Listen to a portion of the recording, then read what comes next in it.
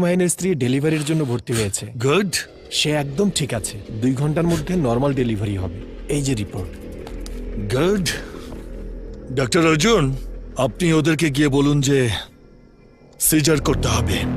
কি বলছেন ডাক্তার? সবকিছুই তো নর্মাল। তুমি আসলে আমাকে কি মনে করো? হ্যাঁ, যিশু খ্রিস্ট, মাদার তেরেসা, নাইটিঙ্গেল? চিকিৎসা কোনো সেবা না, এটা হলো পুরো পৃথিবীর সবচেয়ে বৃহৎ বিজনেস। নর্মাল ডেলিভারি মানে কি? আজকে ডেলিভারি, কাল ডিসচার্জ। ওরা বিয়ে করে আনন্দের সাথে বাচ্চা নেবে, আর সে আনন্দের ভাগিদার আমরাও হব, ওদেরকে সাহায্য করবো ঠিক এভাবে। আর সিজারিয়ান হলে রোগীকে 10 দিন এখানে থাকতে হবে, ফিস প্লাস রুম চার্জ। 30 বছর পরে এই পৃথিবী কেমন হবে জানো? সস্তা ডাক্তারকে এই পৃথিবী লাথি মেরে ফেলে দেবে নিচে। 5,000 টাকা চার্জ করলে সেটা দুর্দান্ত অ্যামাউন্ট। ওরা আমাদের এক্সপার্ট ভাববে আর টিকিট কেটে বসে থাকবে। অঙ্গ প্রত্যঙ্গের জন্য বিশেষায়িত হাসপাতাল তৈরি হবে, প্রতিটি হাসপাতালে মানুষের ভিড় লেগে থাকবে। রোগী আর দুর্নীতি, এটাই চলতে থাকবে শুধু।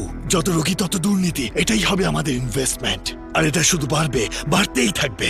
সবাই ভাববে এটাই হলো উন্নত জীবন ব্যবস্থা। ওরা অনেক পরে বুঝতে পারবে এই জীবন ব্যবস্থা ওদের জীবনটাকে নষ্ট করেছে। এগুলো আপনি বাইরের মানুষের জন্য ভাবতে পারেন, ভেট্টি মাহিনের জন্য কেন? রিস্ক হয়ে যায় না? পাগল!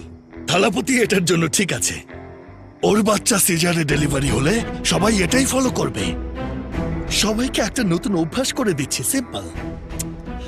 থালাপতিকে আমি হ্যান্ডেল করব, ওর বউকে নো।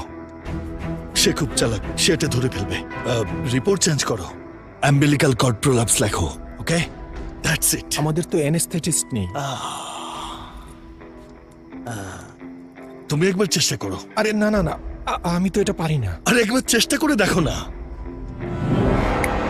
অর্জুন, সিজারের কথা শুনে চমকে গেলে কথাটা লিখে রাখো। 30 বছর পর নর্মাল ডেলিভারি কথা শুনলেই রোগী চমকে উঠবে। সিজারের জন্য রেডি করো, যাও।